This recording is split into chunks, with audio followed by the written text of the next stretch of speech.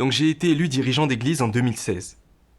Quand j'ai assumé ce devoir pour la première fois, j'ai ressenti beaucoup de pression parce que je ne comprenais pas la vérité et que je ne connaissais pas bien les choses. Si bien que, lorsque des frères et sœurs étaient confrontés à des problèmes, je ne savais pas bien comment communiquer sur la vérité pour les résoudre. Je ne savais pas non plus comment considérer les principes de la vérité lorsque je nommais ou sélectionnais des personnes pour certains devoirs. Alors je priais Dieu tout en cherchant la vérité pour mieux comprendre les principes. Quand je ne comprenais pas bien quelque chose, je consultais aussi des collaborateurs. Au fil du temps, j'ai fait des progrès dans ma capacité à évaluer les gens et les choses, et j'ai pu affecter des frères et sœurs à des devoirs appropriés en fonction de leurs propres points forts. Une fois, un frère avec qui je travaillais a voulu me parler de Sorxia, une chef d'équipe qui faisait dans l'à peu près, dans son devoir, et était vraiment passive. Il m'a dit qu'elle retardait le travail de l'équipe et m'a suggéré de la remplacer. Je me suis dit, Sorxia a un grand calibre et est vraiment capable dans son travail. Donc même si elle a un tempérament corrompu, si elle était un peu plus aidée et pouvait se retourner et procéder à quelques changements, elle n'aurait aucun problème dans son devoir. J'ai donc exposé et disséqué l'état de Sorxia et je l'ai traité et émondé. Après quelques séances d'échange, j'ai constaté que son attitude vis-à-vis de son devoir avait un peu changé. Elle prenait plus d'initiative et était plus consciencieuse. Peu de temps après, elle a été promue à un devoir plus important. Je m'en suis vraiment félicité en me disant « C'est moi qui ai eu la bonne idée. C'est une bonne chose que nous ne l'ayons pas renvoyée. Nous avons réussi à favoriser une personne talentueuse dans la maison de Dieu. » On dirait que j'ai un certain sens du discernement. À partir de ce moment-là, j'ai cessé de discuter de nomination et de renvoi avec mon collaborateur, pensant que j'avais plus d'expérience et que je pouvais donc gérer les problèmes par moi-même. 2 ans se sont écoulés et je suis devenu de plus en plus apte à mettre en œuvre des arrangements pour le travail de l'Église. Pensant que j'avais du discernement et une certaine perspicacité vis-à-vis des gens et des choses, je devenais de plus en plus arrogant. Un jour, une lettre est arrivée d'un dirigeant m'informant que Sir Jang, de notre église, était revenue après avoir été démise de son devoir dans une autre église. Il fallait que je prenne des dispositions pour qu'elle participe aux réunions. J'ai pensé, d'après mes interactions précédentes avec Sir Jang, j'ai constaté qu'elle était arrogante, qu'elle avait tendance à réprimander les gens avec condescendance et qu'elle était difficile à vivre. Il semble qu'elle n'ait pas vraiment changé. Et puis, peu de temps après, les nouveaux venus qui rejoignaient notre église ont été si nombreux que nous avons eu un besoin urgent de trouver des personnes pour s'occuper du travail d'arrosage. Frère Liu, qui travaillait à mes côtés, m'a dit qu'il avait participé à une réunion avec Sir Jang et avait découvert que, depuis son renvoi, elle avait acquis une véritable connaissance d'elle-même et faisait aussi preuve d'un certain repentir, et qu'en outre, elle avait arrosé de nouveaux membres auparavant et était très efficace. Il a suggéré que nous lui confions le devoir d'arrosage en même temps qu'elle poursuivrait son autoréflexion afin que notre travail ne soit pas retardé. Dès que je l'ai entendu proposer Sir Jang, j'ai pensé « Comment cela pourrait-il marcher ? Tu ne la connais pas réellement, elle n'est pas quelqu'un qui poursuit la vérité. Tu viens de l'entendre parler d'une certaine compréhension et tu penses qu'elle s'est repentie. Ta capacité à évaluer les gens et les choses laisse à désirer et tu n'as pas le moindre discernement. » Je lui ai donc répondu d'une manière ferme. Je connais Sir Jang. Elle a un tempérament arrogant et a tendance à tomber sur les gens avec condescendance. Par ailleurs, il est difficile de travailler avec elle. Elle a toujours été comme ça, et il n'est pas possible qu'elle ait changé. Autrement, elle n'aurait pas été renvoyée. Je ne pense pas qu'elle convienne. On ne peut pas la laisser prendre en charge ce devoir. Frère Liu a poursuivi. Nous ne pouvons pas être trop exigeants. Elle est un peu arrogante, mais elle a vraiment appris à se connaître à travers cette expérience de renvoi et elle a pu se repentir pour les choses qu'elle avait faites. Maintenant, elle parle avec retenue et s'entend bien avec les autres. Il y a eu un certain changement dans son tempérament arrogant. Nous devons traiter les gens de façon appropriée. J'ai été quelque peu agacé de l'entendre dire ça. Je me disais qu'il était nouveau dans ce devoir. Alors que savait-il ? Il devrait simplement être d'accord avec moi. Je lui ai donc répondu plus catégoriquement. Je ne me fais pas une idée des gens à la légère. Mais je peux constater qu'elle n'est pas faite pour ce devoir et que nous ne devrions pas lui confier le devoir d'arrosage. Frère Liu n'a rien dit de plus, voyant que j'étais totalement résolu sur la question. Un peu de temps s'est écoulé, et à cause du manque de personnel pour arroser, certains nouveaux arrivants étaient faibles et négatifs parce qu'ils n'avaient pas été arrosés à temps. Et ils ne venaient pas aux réunions. Quand une dirigeante a découvert ce qui se passait, elle et frère Liu sont allés parler à Sir Zhang. Lorsqu'ils sont revenus, frère Liu m'a dit « Bien que Sir Zhang ait été renvoyée, elle est seulement arrogante et n'a pas fait grand mal. Maintenant, elle a une certaine connaissance d'elle-même et est prête à se repentir et à changer. Elle peut encore être cultivée. On ne peut pas définir quelqu'un pour toujours sous prétexte qu'il ou elle a commis des erreurs dans le passé. On doit lui laisser une chance de se repentir. Nous en avons discuté et Sir Zhang devrait prendre en charge le devoir d'arrosage. En les entendant à nouveau me recommander Sir Zhang pour cette promotion, j'ai pensé « J'ai été parfaitement clair la dernière fois. Et comment aurait-elle pu changer en si peu de temps ? Je sers comme dirigeant depuis longtemps et je sais évaluer les gens. Alors pourquoi ne me croyez-vous pas sur parole ? Ce serait la meilleure façon de ne pas vous tromper. » Je leur ai donc expliqué à nouveau ma position en insistant bien. Voyant à quel point je m'accrochais obstinément à ma propre idée, la dirigeante m'a répondu sévèrement. Nous avons acquis une bonne appréciation de Sir Zhang. Nous avons écouté son échange. Nous avons établi un vrai contact avec elle et nous avons constaté qu'elle fait preuve d'une certaine autoréflexion et d'une certaine connaissance d'elle-même. Nous devons laisser aux gens une chance de se repentir. Nous ne pouvons pas définir les gens en fonction de leur comportement passé. Tu dis qu'elle est arrogante. Mais depuis quand les gens arrogants n'ont-ils pas le droit d'être cultivés dans la maison de Dieu ? Sir Zhang a les qualités requises pour le travail d'arrosage et c'est un besoin urgent en ce moment. Tu restes sur ta position et tu insistes pour qu'on ne l'utilise pas. N'es-tu pas obstiné et dictatorial ? Pour affecter les gens au sein de l'Église, il faut que ça passe par toi. Ils ne peuvent pas accomplir un devoir sans ton approbation. Tu es trop arrogant et trop sûr de toi. En faisant qu'à ta tête, ne vois-tu pas que tu paralyses directement le travail de l'Église et sa formation de personnes talentueuses ?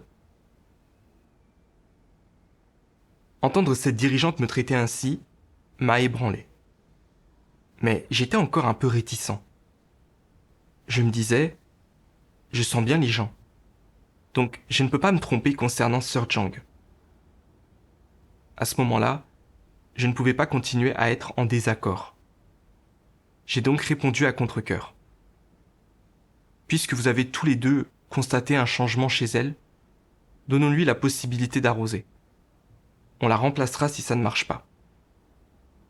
De retour chez moi, J'ai repensé à la façon dont la dirigeante m'avait traité et je me suis vraiment senti mal à l'aise. D'après ce qu'elle disait, n'étais-je pas en train de faire le mal et de résister à Dieu? C'était très grave par essence. Cependant, j'ai alors pensé que j'avais réfléchi à ma décision de ne pas nommer Sir Jang à ce poste. Alors pourquoi disait-il cela à mon sujet? Où avais-je eu tort? J'ai donc prié Dieu en cherchant. Ô Dieu, j'ai du mal à accepter les critiques de cette sœur à mon égard. Je ne sais pas comment me comprendre dans cette affaire, ni dans quel aspect de la vérité entrer. S'il te plaît, montre-moi le chemin. Après ma prière, j'ai lu ces paroles de Dieu. Que signifie être arbitraire et irréfléchi? Cela signifie, lorsque tu rencontres un problème, agir comme bon te semble, sans réflexion et sans aucune recherche. Rien de ce que dit quelqu'un d'autre ne peut toucher ton cœur, ni te faire changer d'avis. Tu ne peux même pas accepter qu'on t'échange sur la vérité. Tu t'accroches à tes opinions sans écouter quand d'autres personnes disent quelque chose de juste, convaincu d'avoir toi-même raison et t'accrochant à tes propres idées. Même si ce que tu penses est correct, tu devrais aussi prendre en compte les opinions des autres, non? Et si tu ne le fais pas du tout, n'est-ce pas être extrêmement suffisant? Pour les gens qui sont extrêmement suffisants et rétifs, il n'est pas facile d'accepter la vérité. Si tu fais quelque chose d'incorrect et qu'on te critique en disant « tu ne le fais pas conformément à la vérité », tu réponds « même si c'est le cas, c'est quand même comme ça que je vais le faire ». Et alors, tu trouves une raison de faire penser que c'est juste. Si on te fait ce reproche, en agissant ainsi, tu interfères et tu portes atteinte au travail de l'Église. Non seulement tu n'écoutes pas, mais tu n'arrêtes pas de trouver des excuses. Je pense que c'est la bonne méthode, donc je vais le faire comme ça. Quel tempérament est-ce là? L'arrogance. C'est de l'arrogance. Une nature arrogante te rend obstiné. Si tu as une nature arrogante, tu te comporteras de façon arbitraire et irréfléchie, sans te soucier de ce qu'on peut te dire. La manière de traiter les autres est clairement démontrée ou suggérée dans les paroles de Dieu. Les gens devraient se traiter les uns les autres avec la même attitude que Dieu adopte envers l'humanité. Comment Dieu traite-t-il chaque personne? Certaines personnes ont une stature immature, sont jeunes ou ne croient en Dieu que depuis peu de temps, ou ne sont pas mauvaises par nature et essence, ni malveillantes, mais sont juste quelque peu ignorantes ou de faible calibre. Ou bien, elles subissent trop de contraintes et ne comprennent pas encore la vérité, ne sont pas encore entrées dans la vie, si bien qu'il leur est difficile de s'empêcher de faire des bêtises ou de commettre des actes ignorants. Cependant, Dieu ne s'obnubile pas sur les bêtises passagères des gens. Il ne regarde que leur cœur. S'ils sont résolus à poursuivre la vérité, ils sont donc corrects. Et lorsque c'est leur objectif, alors Dieu les observe, les attend et leur laisse le temps et les occasions qui leur permettent d'entrer. Ce n'est pas que Dieu ne les frappe mortellement pour une simple transgression. C'est une chose que les gens font souvent. Dieu ne traite jamais les gens de cette façon. Si Dieu ne traite jamais les gens de cette façon, alors pourquoi les gens traitent-ils les autres de cette façon? Cela ne révèle-t-il pas leur tempérament corrompu? Il s'agit précisément de leur tempérament corrompu. Tu dois regarder comment Dieu traite les ignorants et les imbéciles. Comment il traite ceux qui ont une stature immature. Comment il traite les manifestations normales du tempérament corrompu de l'humanité et comment il traite les méchants. Dieu traite les différentes personnes de différentes manières et gère la myriade de conditions de différentes personnes de façon variée. Tu dois comprendre la vérité en ces choses. Une fois que tu as compris ces vérités, tu pourras alors savoir comment faire l'expérience des questions et traiter les gens selon des principes. J'ai commencé à réfléchir sur moi-même en me basant sur ce que les paroles de Dieu révélaient. Je me suis dit que j'avais une certaine expérience globale de la sélection et de la nomination des personnes et que je connaissais certains principes. Surtout, quand quelqu'un que j'avais choisi réussissait dans son devoir, j'avais vraiment le sentiment d'avoir du discernement et de pouvoir évaluer les gens et les choses. Je considérais cela comme mon capital. J'étais très fier de moi et je n'écoutais les suggestions de personne d'autre. Lorsque Frère Liu m'a exhorté à traiter Sir Zhang équitablement, j'ai tout simplement refusé de l'écouter. Je l'ai juste cataloguée d'après ce que j'avais vu d'elle auparavant, pensant qu'elle était arrogante, qu'elle ne pouvait pas changer et qu'elle ne pouvait donc pas s'occuper du travail d'arrosage. En fait, les exigences de la maison de Dieu sont claires. Tant que quelqu'un peut comprendre les vérités de la vision et assumer la responsabilité de son devoir, il peut être cultivé et formé. Même les personnes qui commettent des transgressions vraiment graves, la maison de Dieu ne les a jamais condamnées purement et simplement. Si elles peuvent accepter la vérité, si elles peuvent se repentir et changer, la maison de Dieu peut leur donner la possibilité de continuer à accomplir leur devoir. La maison de Dieu a toujours traité les gens avec justice et équité. Peu importe le genre de tempérament corrompu que quelqu'un montre, ou ce qu'il a fait pour perturber le travail de la maison de Dieu, tant qu'il n'est pas une personne mauvaise ou un antéchrist, Dieu le sauvera autant qu'il le pourra, en lui accordant des possibilités d'accomplir un devoir et en le laissant pratiquer. C'est l'amour et le salut de Dieu. Je ne comprenais pas le tempérament de Dieu ni son intention de sauver l'humanité, ni les principes pour traiter les gens dans la maison de Dieu. Je ne faisais pas attention aux points forts de Sir Zhang. Je refusais simplement de tirer un trait sur la corruption qu'elle avait exposée dans le passé, la définissant arbitrairement et refusant de la charger d'arroser les nouveaux croyants.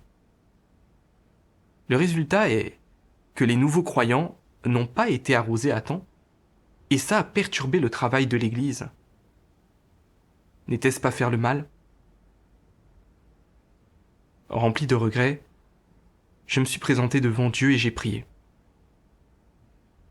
Ô Dieu, je suis vraiment arrogant et suffisant. Je ne veux plus être obstiné dans mon devoir. Je suis prêt à me repentir et à changer. Plus tard, je me suis retrouvé dans une réunion avec Sir Zhang et j'ai entendu son échange. Elle avait vraiment une certaine connaissance d'elle-même et des regrets sincères. Je me suis senti encore plus honteux et coupable. Quand Sir Zhang a pris en charge le travail d'arrosage, elle a été sérieuse et en a assumé la responsabilité, et les frères et sœurs qu'elle a arrosés ont fait des progrès. Elle a ensuite été promue pour gérer le travail d'arrosage de plusieurs églises. En voyant à quel point elle remplissait bien son devoir, je me suis senti encore plus embarrassé. Je détestais la manière dont j'avais été arrogant, dont je l'avais simplement défini arbitrairement, refusant de lui confier un devoir et retardant le travail de l'Église. Je me suis rendu compte que je ne possédais pas la vérité et que je ne pouvais pas évaluer les gens et les choses. J'avais compris certaines doctrines et certaines règles grâce à toute mon expérience. Mais le travail de l'Église ne peut pas être bien fait simplement en s'appuyant sur celle-ci. Après cet incident, j'ai abordé la sélection des personnes pour des tâches avec plus de prudence, et lorsque mon obstination a refait surface et que j'ai voulu avoir le dernier mot, je me suis assuré de prier, de m'abandonner et d'écouter davantage ce que tout le monde avait à dire. Je pensais que j'avais quelque peu changé. Mais à ma grande surprise, quelque temps après cela, il s'est produit quelque chose qui m'a à nouveau exposé. 6 mois plus tard, l'Église a eu besoin en urgence de 2 personnes pour le travail des affaires générales. Je me suis penché sur la question et j'ai trouvé des sœurs qui étaient responsables et pouvaient faire face à diverses situations, mais avec elles, il y avait des risques pour la sécurité. Mais ensuite, je me suis dit que, puisqu'elles n'allaient pas faire un devoir dans leur région, il ne devrait pas y avoir de problème à ce qu'elles s'en occupent. Nous avions un besoin urgent de personnes pour réaliser ce travail, et pour le moment, il n'y avait pas de meilleurs candidats. J'ai alors décidé de les utiliser en attendant, quitte à les remplacer quand quelqu'un de mieux se présenterait. J'ai donc dit à frère Liu que je voulais que sœur Zhao s'occupe des affaires générales de l'Église. Sa réponse a été: nous devons absolument suivre les principes lors de la sélection du personnel. Elles ne peuvent pas travailler pour l'Église s'il y a un problème de sécurité. Sœur Zhao représente un risque pour la sécurité et ne convient pas pour ce travail. Nous devons suivre les principes. Voyant qu'il y était opposé, je lui ai signifié mon désaccord. On n'est pas obligé de trop insister à ce sujet. Tu ne crois pas que tu as trop peur ? Il est vrai qu'elle est bien connue comme croyante dans sa ville natale, mais ça fait des années que la police ne la contrôle pas. De plus, en ce qui la concerne, je sais qu'elle a du courage et de la sagesse. Je ne pense pas que nous ayons de meilleurs candidats. Nous avons vraiment besoin de personnel pour s'occuper des affaires générales. Nous ne pouvons pas suivre aveuglément les règles dans notre devoir. Il m'a écouté, puis a insisté. Chargé de ce travail, quelqu'un qui présente un risque viole les principes. Nous devons privilégier la sécurité. J'ai complètement ignoré ce qu'il disait. Et j'ai insisté pour utiliser Sœur Zhao. Après ça, je me suis arrangé pour que Sœur Liu, qui présentait également un risque pour la sécurité, travaille sur les affaires générales.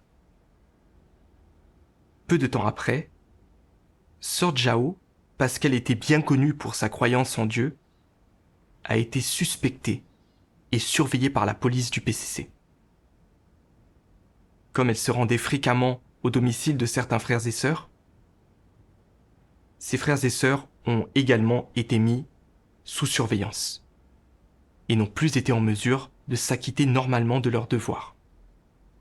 Les travaux de l'Église en ont été grandement paralysés.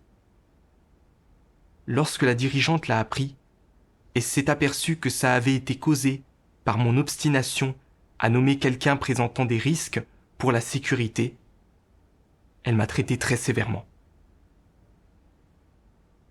Tu es trop arrogant et obstiné. Tu agis toujours arbitrairement dans ton devoir et tu vas à l'encontre des principes. Cette fois, ça a causé de graves perturbations au travail de l'Église. Tu as fait ce que le grand dragon rouge espère faire, mais ne peut pas faire. N'est-ce pas servir de serviteur à Satan ? Perturber et saboter le travail de la maison de Dieu ? Compte tenu de ce comportement systématique de ta part, nous avons décidé de te renvoyer. Entendre cela a vraiment été comme une grande claque pour moi. Et j'en suis resté complètement abasourdi.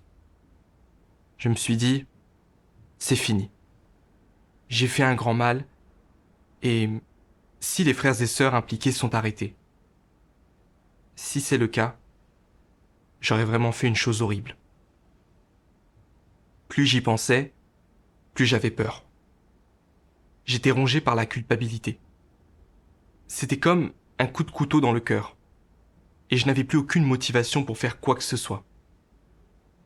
Je vivais dans cette misère jour après jour, priant Dieu et reconnaissant sans cesse mes méfaits. Ô Dieu, je suis trop arrogant, trop vaniteux.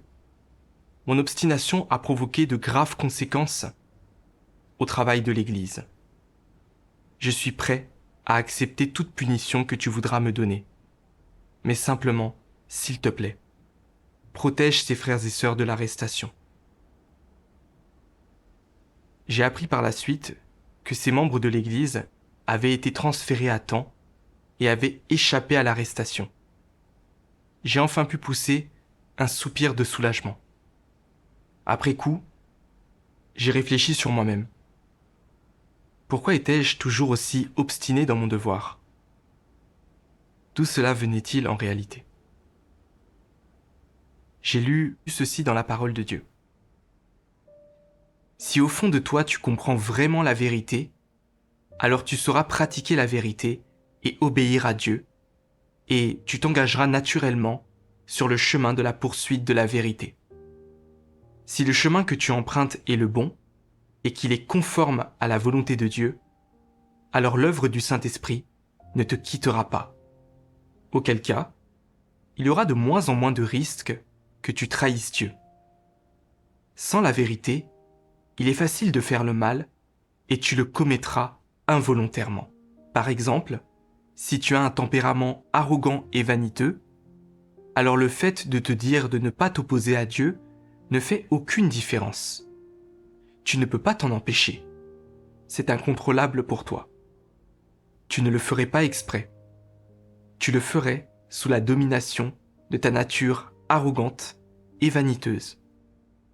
Ton arrogance et ta vanité te feraient mépriser Dieu et te le feraient voir comme n'ayant pas d'importance. Elle ferait que tu t'exaltes, que tu te mettes constamment en valeur. Elle te ferait mépriser les autres. Elle ne laisserait dans ton cœur que toi-même.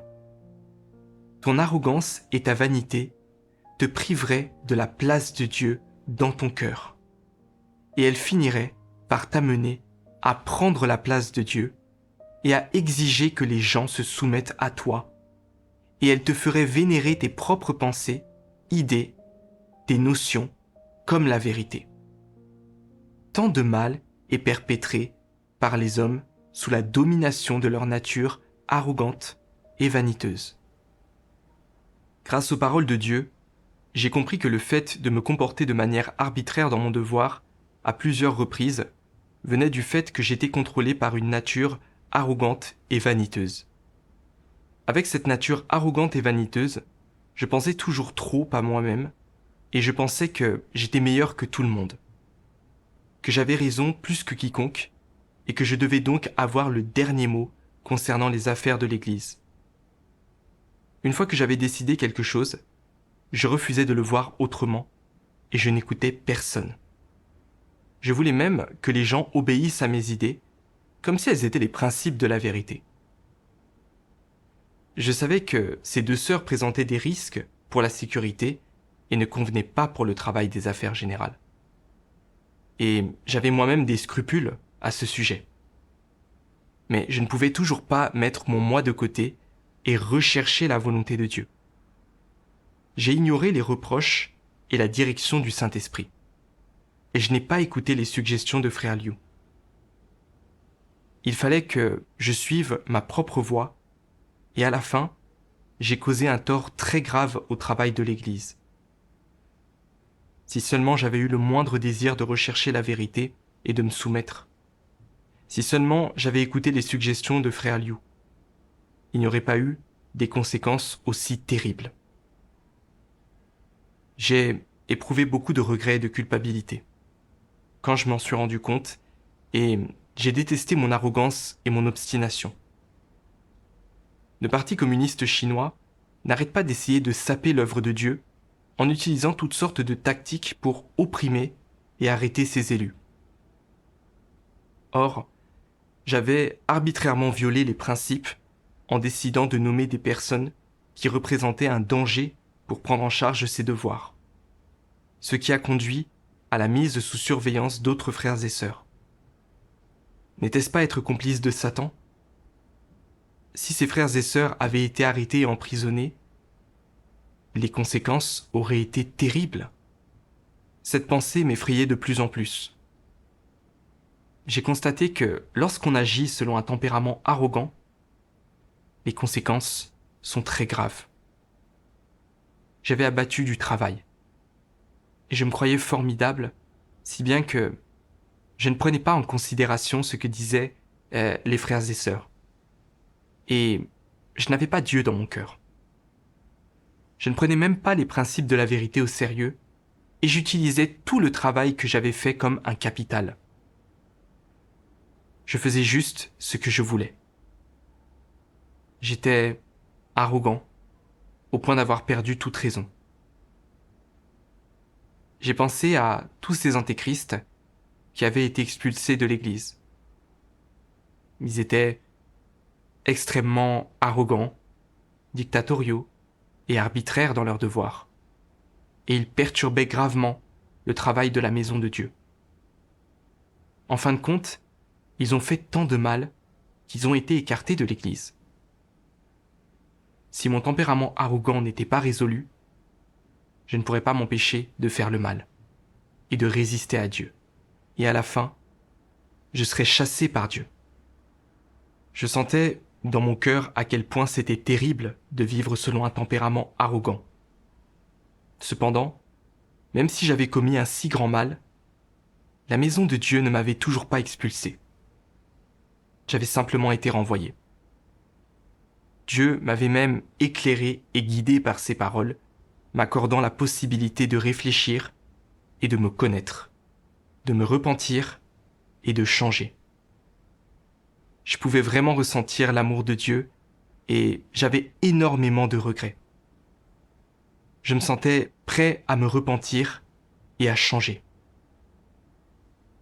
Après ça, j'ai commencé à chercher consciemment comment résoudre le problème de mon tempérament arrogant, de mon caractère arbitraire et de mon entêtement dans mon devoir. J'ai lu ce passage des paroles de Dieu. Comment alors te débarrasses-tu de ton caractère arbitraire et irréfléchi ? Disons par exemple qu'il t'arrive quelque chose et que tu as tes propres idées et tes propres plans. Avant d'avoir déterminé ce qu'il faut faire, tu dois rechercher la vérité et tu dois au moins échanger avec tout le monde sur ce que tu penses et crois à ce sujet. En demandant à tout le monde de te dire si tes pensées et tes plans sont corrects et conformes à la vérité. En demandant que tout le monde fasse les vérifications finales pour toi. C'est la meilleure méthode pour se débarrasser de ce qui est arbitraire et irréfléchi. D'abord, tu peux éclairer ton point de vue et chercher la vérité. C'est la première étape que tu mets en pratique pour résoudre l'arbitraire et l'irréflexion. La deuxième étape survient quand d'autres personnes expriment des opinions divergentes. Quelle pratique peux-tu mettre en place pour éviter d'être arbitraire et irréfléchi ? Tu dois d'abord avoir une attitude d'humilité. Mettre de côté ce que tu crois être juste et laisser tout le monde échanger. Même si tu crois que ta façon de faire est la bonne, tu devrais arrêter d'insister. C'est une forme d'amélioration. Cela démontre une attitude de recherche de la vérité, de négation de soi et de satisfaction de la volonté de Dieu. Une fois que tu as cette attitude, en même temps que tu n'adhères pas à ta propre opinion, tu dois prier, rechercher la vérité auprès de Dieu, puis chercher une base dans les paroles de Dieu, déterminer comment agir sur la base des paroles de Dieu. C'est la pratique la plus appropriée et la plus juste. Lorsque les gens recherchent la vérité et soulèvent un problème pour que tout le monde échange et cherche une réponse, c'est là que le Saint-Esprit apporte l'éclairage. Dieu éclaire les gens suivant les principes. Il fait le point sur ton attitude. Si tu campes obstinément sur tes positions, indépendamment du fait que tes idées soient justes ou erronées, Dieu te dissimulera sa face et t'ignorera. Il fera en sorte que tu te heurtes à un mur. Il t'exposera et révélera ton visage hideux. Si par contre ton attitude est correcte, ni insistante dans ton sens, ni suffisante, ni arbitraire ou irréfléchie, mais que tu as une attitude de recherche et d'acceptation de la vérité, que tu échanges là-dessus avec tout le monde, alors le Saint-Esprit se mettra à œuvrer parmi vous. Et peut-être te conduira-t-il vers la compréhension grâce aux paroles de quelqu'un. Parfois, quand le Saint-Esprit t'éclaire, il t'amène à comprendre le cœur d'une question en quelques mots ou phrases seulement, ou en te donnant un sens. Tu te rends compte à cet instant que ce à quoi tu t'accrochais est erroné. Et au même moment, tu comprends la manière la plus appropriée d'agir. En ayant atteint un tel niveau, as-tu réussi à éviter de faire le mal et de subir les conséquences d'une erreur? Comment y parvient-on?